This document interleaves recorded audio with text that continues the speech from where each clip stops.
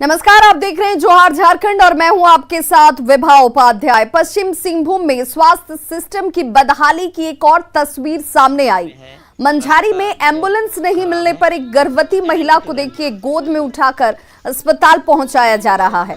दरअसल एम्बुलेंस नहीं मिलने पर परिजनों ने एक निजी वाहन भाड़े पर लिया, लेकिन वो भी कीचड़ में फंस गई और जिसके बाद परिजनों ने करीब 2 किलोमीटर तक गर्भवती महिला को गोद में उठाकर अस्पताल तक पहुंचाया है।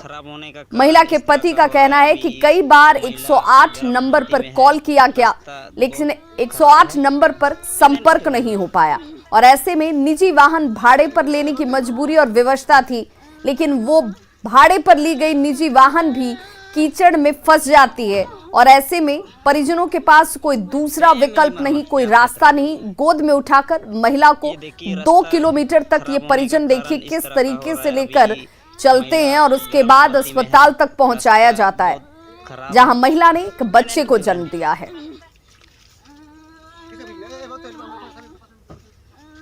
तो 2 तस्वीरें आपके सामने इस वक्त। पहली तस्वीर जिसमें स्वास्थ्य सिस्टम की बदहाली साफ उजागर होती हुई, जिस 108 नंबर को लेकर यह दावा किया जाता है कि इस पर 24 घंटे लोगों को किसी भी क्षेत्र में सुदूरवर्ती इलाकों में रहने वाले लोगों को खास तौर पर यह सुविधा हासिल होगी। लोग इस नंबर पर टोल फ्री नंबर जारी होता और उस पर आप संपर्क कर सकते हैं, इसका उपयोग कर सकते हैं। लेकिन देखिए इस नंबर पर किसी ने कॉल रिसीव नहीं किया, संपर्क स्थापित नहीं होता है। परिजन निजी वाहन भाड़े पर लेते हैं और उसके बाद वहां से इस गर्भवती को अस्पताल पहुंचाने की जद्दोजहद की शुरुआत हो जाती है, लेकिन वो निजी वाहन भी कीचड़ में फंस जाता है और वहां से 2 किलोमीटर का रास्ता तय किया परिजनों ने। महिलाएं किस तरीके से इस गर्भवती महिला को गोद में उठाकर, अंदाजा लगाइए उन इलाकों में जहां पर सड़क मार्ग इन हालातों में होंगे कि कीचड़ चारों तरफ आपको नजर आ रही होगी, जंगल, पहाड़ और पठार का ये इलाका, और वहां से गोद में उठाकर ये लोग अस्पताल तक पहुंचाते हैं। राहत इतनी रही कि इस महिला को अस्पताल तक सुरक्षित पहुंचाया जा सका और इस महिला ने एक बच्चे को स्वस्थ जन्म भी दिया है। हम लोग गांव से 2 किलोमीटर आसपास गोदी करके लाए। तो क्या गाड़ी एम्बुलेंस नहीं आया? नहीं है, हम लोग प्राइवेट गाड़ी में लोग आए हैं। प्राइवेट गाड़ी से? कीचड़ में धंस गया था गाड़ी? हाँ।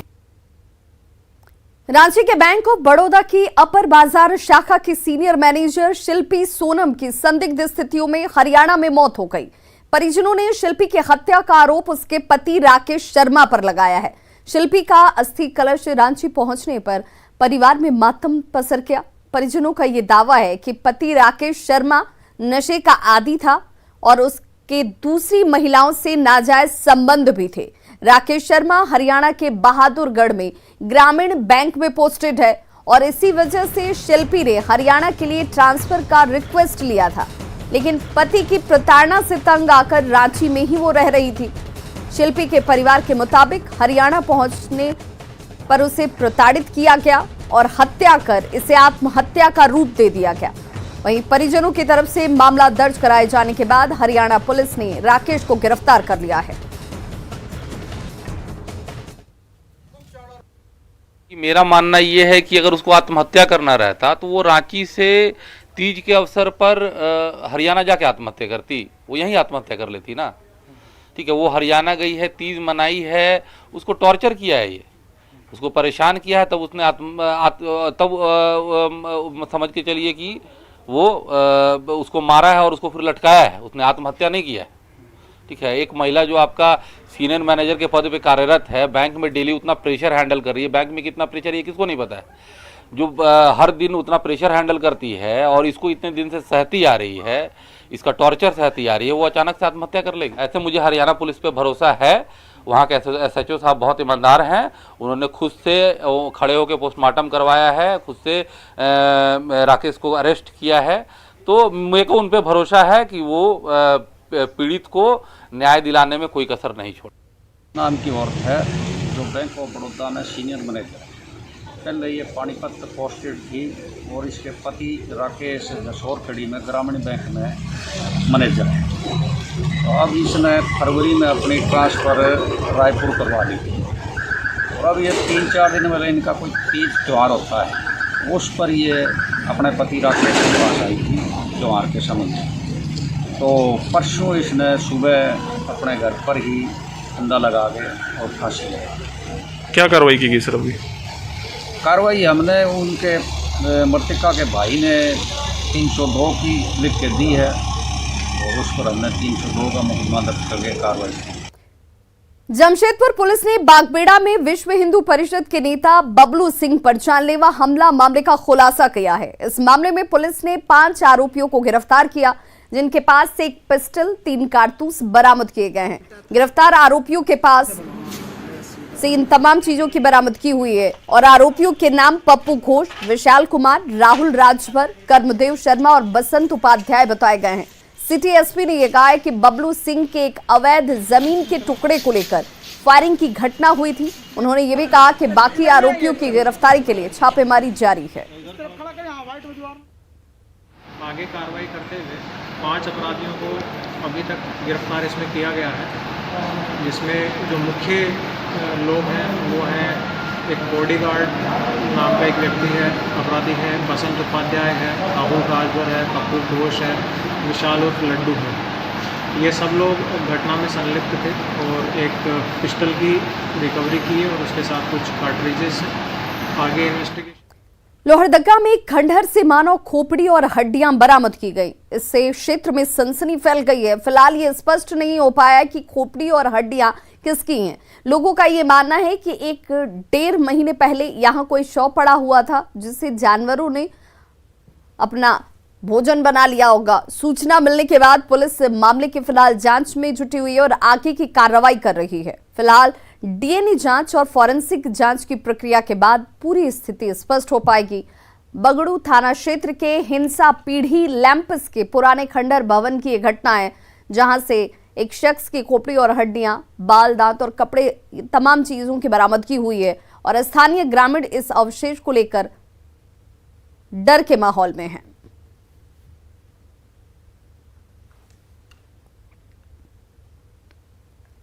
गिरिडीह के बेंगाबाद थाना क्षेत्र के रातडीह में पुलिस की गश्ती गाड़ी में सिलेंडर लदे ट्रक ने पीछे से टक्कर मार दी। हादसे में एएसआई विनय हांसदा की मौत हो जाती है। हादसे में 3 पुलिसकर्मी समेत 5 लोग जख्मी भी हुए हैं। सभी घायलों को सदर अस्पताल में इलाज के लिए भर्ती कराया गया और बताया जा रहा है कि टक्कर इतनी जबरदस्त थी कि तेज रफ्तार ट्रक पुलिस की गश्ती गाड़ी को टक्कर मारने के बाद 30 मीटर तक घसीटते हुए आगे ले गई। मिली जानकारी के अनुसार ट्रक पुलिस वाहन को सड़क के किनारे रेलिंग तक खींच कर ले गया और इससे रेलिंग भी जो है वो टूट चुकी है। रेलिंग से सटी झुकी झोपड़ी में सो रही महिलाएं समेत 2 लोग इस दौरान इस हादसे की वजह से घायल हो गए। नंबर गैस सिलेंडर से भरी हुई वाहन JH09AL 6234 है ना, तो तेजी में मतलब चालक जो है तेजी के लापरवाही से चलाते हुए गश्ती गाड़ी को पीछे से धक्का मारा। धक्का मारने के दौरान गश्ती गाड़ी में तैनात पुलिस निरीक्षक विनय कुमार हांसदा जो 2018 बैच के हैं, वो गाड़ी गेट से बाहर रोड पे आ गई। इसी बीच पीछे से धक्का मारते हुए जो वाहन था वो उसके शरीर पर चक्का चढ़ जाने के कारण काफ़ी गंभीर रूप से घायल हो गए। हम लोग बैठे थे, पुलिस का गाड़ी आया उधर से और खड़ा था, वो बैक कर रहा था। उसके बाद एक तो ट्रक था, उसमें ढेर मन सिलेंडर, गैस सिलेंडर लोड था, वो आकर के गाड़िए वाला को मार दिया डायरेक्ट और मार दिया तो उसे एक तो पुलिस जो था सो गिर गया नीचे और वो मर गया। और उसके बाद जब गाड़ी को मारा तो पुलिस का गाड़ी जो था सो हमारा माँ का झोपड़ी में मार दिया, तो लोहा टूट गया और हमारा माँ का पैर दोनों टूट गया। गढ़वा में गौशाला की जमीन पर भूमाफिया अवैध कब्जा कर रहे हैं। यहां 6 एकड़ में फैले गौशाला की जमीन को भूमाफिया जबरन हथिया रहे हैं।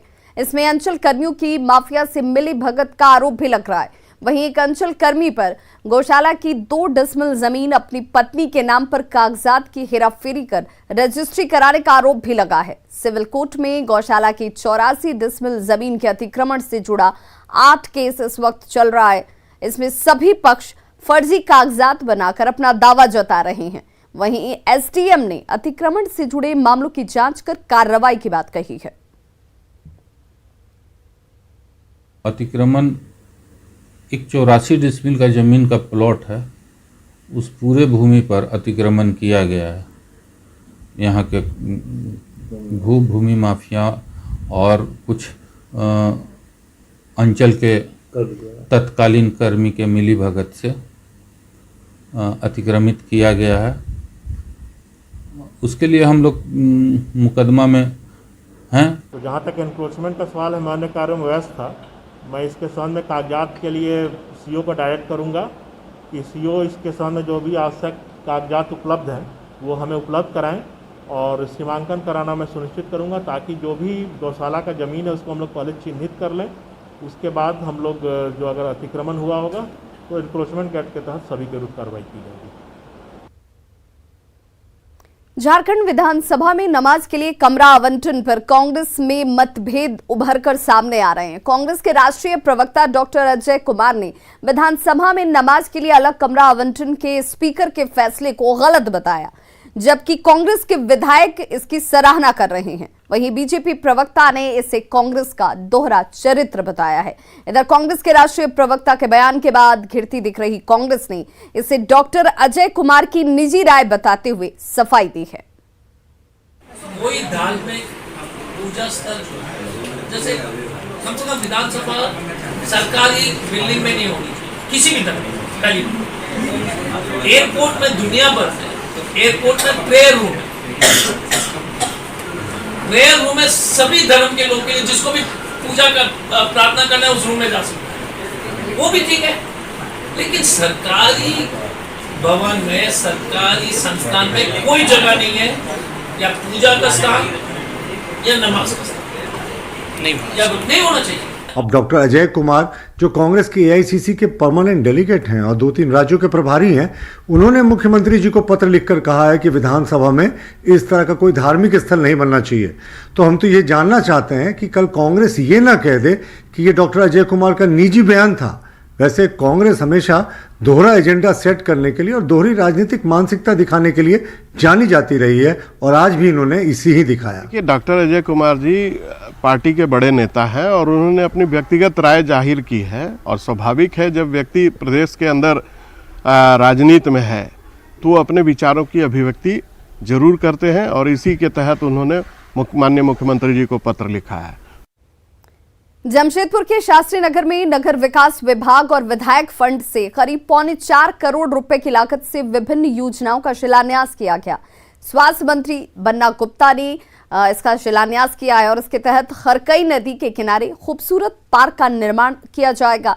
बन्ना गुप्ता ने कहा कि इस पार्क के बनने से जमशेदपुर की बड़ी आबादी इसका लाभ ले पाएगी। शहर की सुंदरता बढ़ने के साथ पर्यावरण और लोगों के स्वास्थ्य पर भी इसका अच्छा असर होगा। उन्होंने लोगों से कोरोना से सावधानी बरतने की अपील भी की।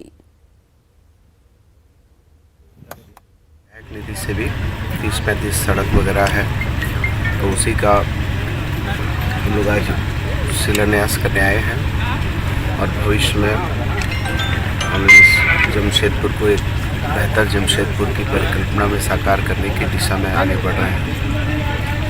आज हम लोग जो है शास्त्री नगर में पश्चिम विधानसभा के लिए नगर विकास विभाग से लगभग 4.25 करोड़ की योजना का शिलान्यास और उद्घाटन किया गया है और माननीय मंत्री श्री बन्ना गुप्ता जी के विधायक फंड निधि से करीब 1.25 करोड़ का शिलान्यास और उद्घाटन किया गया है। गुमला के नवाडी पंचायत के ग्रामीणों ने श्रमदान कर सड़क बनाने का बीड़ा उठाया है। बड़े से लेकर बच्चों तक ने हाथ में कुदाल और फावड़ा उठाया और देखिए ये तस्वीर आपके सामने, जहां पर श्रम में सहयोग करते हुए बड़े और बच्चे सभी ने सड़क बनाने का बीड़ा उठाया था। कुदाल और फावड़ा लिया गया और मिट्टी काटकर सड़क बनाने में जुट गए। दरअसल बिलगांव में सड़क नहीं थी और इस वजह से ग्रामीणों को आने जाने में काफी परेशानी होती थी। गांव में किसी के बीमार पड़ने पर मरीज को खटिए पर लाद कर अस्पताल ले जाने की मजबूरी थी। वहीं बरसात में लोगों का मुख्यालय से संपर्क पूरी तरह से टूट जाता था। प्रशासन से मदद की कई बार गुहार लगाई गई, लेकिन प्रशासन की तरफ से कोई मदद न मिलता देख ग्रामीणों ने खुद ही मुहिम चलाकर सड़क बनाने का बीड़ा उठा लिया। यहाँ पर तो प्रशासन का भी कोई ध्यान नहीं है। काफी बार रिपोर्ट किया गया पर किसी का ध्यान नहीं हुआ, जिसके कारण आज खुद ग्रामीणों ने या मिलकर पहल किया और रोड का निर्माण किया जा रहा है।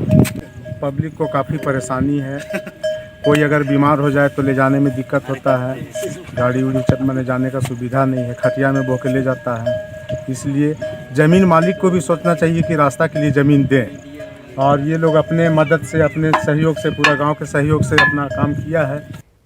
देवघर के कृषि विज्ञान केंद्र में बाबा वैद्यनाथ मंदिर से निकलने वाले फूल और बेलपत्र से वर्मी कंपोस्ट बनाने की शुरुआत 2018 में की गई थी, लेकिन लॉकडाउन की वजह से अब ये प्लांट बंद हो चुका है, क्योंकि कोरोना के कारण मंदिर परिसर बंद है और अब फूल और बेलपत्र यहां से निकल नहीं रहे। वर्मी कंपोस्ट बनाने के लिए पावर ग्रिड ने क्रेशर मशीन दिया था, जो यहां पर खाद बनाने का काम कर रहा था।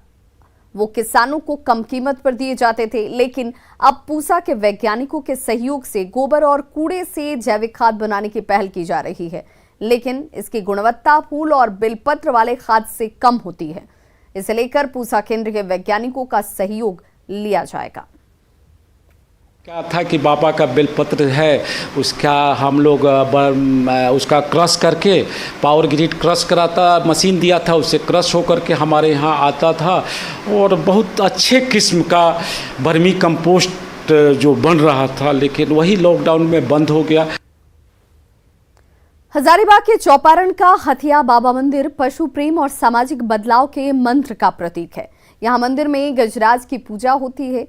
वहीं दलित पुजारी होने से जाति बंधन और छुआछूत जो है उस पर सवाल उठाने वालों को भी जवाब मिलता है। यहाँ के पुजारी दलित परिवार से हैं और फिलहाल उनकी तीसरी पीढ़ी मंदिर में सेवा दे रही है। इस मंदिर की स्थापना 1973 में हुई थी। मंदिर के प्रति आस्था इतनी है कि जीटी रूट से गुजरने वाली हजारों गाड़ियों के ड्राइवर यहाँ मत्था जरूर टेकते हैं। मान्यता है कि यहाँ पूजा करने से सड़क हादसे कम होते हैं।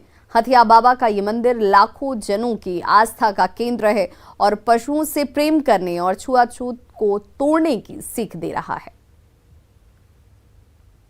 हम लोग तरफ के सवारी यात्री या है गाड़ी चलाने वाले हैं जो ट्रैक व्रैक चलाते हैं, उनसे भी सुनने को मिलता है कि हम लोग हथिया बाबा जब भी क्रॉस करते हैं NH 82 तो हम लोग हथिया बाबा रुक कर दर्शन जरूर करते हैं। खाई में गिरने के बाद हाथी का मृत्यु हो गया और उसका जो परछाई है और रोड पर खड़ा होने लगा। गाड़ी वालों उसको बचाने के चलते खाई में गिरता था और तभी इस मंदिर का आचार प्रचार हुआ और इसका पूजन सेवन हुआ, शक्ति भक्ति होने लगा। पिताजी हमारे बाल बच्चा उनका बेटा हम लोग सेवा करने लगे। जामताड़ा में सदर अस्पताल समेत 3 जगहों पर कोरोना की संभावित तीसरी लहर से मुकाबला करने के लिए बन रहे ऑक्सीजन प्लांट के निर्माण पर अब सियासत तेज हो गई है। जामताड़ा विधायक डॉक्टर इरफान अंसारी ने सिविल सर्जन पर ऑक्सीजन प्लांट के निर्माण में हेराफेरी करने का आरोप लगाया है। विधायक ने कहा कि मुझसे बिना राय मशवरा लिए ही निविदा निकाल दी गई, इसमें 70 लाख की गड़बड़ी की गई है और इसकी जांच होनी चाहिए। वहीं सिविल सर्जन का कहना है कि सभी oxygen plant PM care fund के तहत बन रहे हैं, जिसकी निविदा राज्य स्तर पर निकाली जाती है। विधायक ने जो आरोप लगाया है वो बेबुनियाद और निराधार है। कहीं न कहीं लगता है कि इसमें भारी अनियमितता हुई है, इसमें मोटी रकम का खेल हुआ है, इसलिए इसका पर्दाफाश होगा, इसका जांच होगा और जो निविदा निकाला गया है वो कैंसिल करके दोबारा टेंडर निकाला जाएगा। ये सब प्लान जो आ रहा है यहाँ से उसका कोई संबंध नहीं। एक पीएम केयर फंड से आ रहा है जो हम लोगों को कोई भुगतान नहीं करना। दूसरा जो सदर अस्पताल द्वारा टाटा द्वारा आ रहा है, तो दोनों ही ये सब प्लान का यहाँ से न कोई भुगतान है न कुछ। जो भी सैंक्शन है एक पीएम केयर फंड से वो तो सेंट्रल से, टाटा द्वारा जो स्टेट से है कि वहाँ से लेना है। तो इसमें हम लोगों का कोई डिसीजन नहीं, यहाँ आता है उसे हम लोग उसका अधिष्ठापन करना है। 14 सितंबर को हिंदी दिवस मनाया जाता है। हिंदी हमारी मातृभाषा है और ये हमारी जिम्मेदारी है कि हम हिंदी के प्रति अपने दायित्वों को निभाएं, अपनी मातृभाषा के सम्मान को बढ़ाने के लिए सदैव तैयार रहें।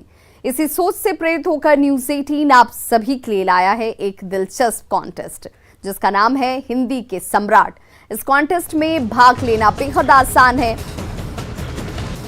8506018018 नंबर पर आपको करना है सिर्फ एक मिस कॉल।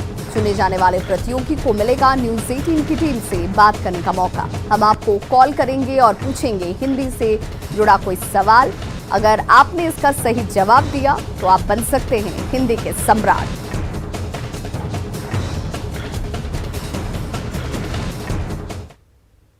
तो खबरों का सिलसिला लगातार जारी है, आप देखते रहिए न्यूज 18 बिहार झारखंड।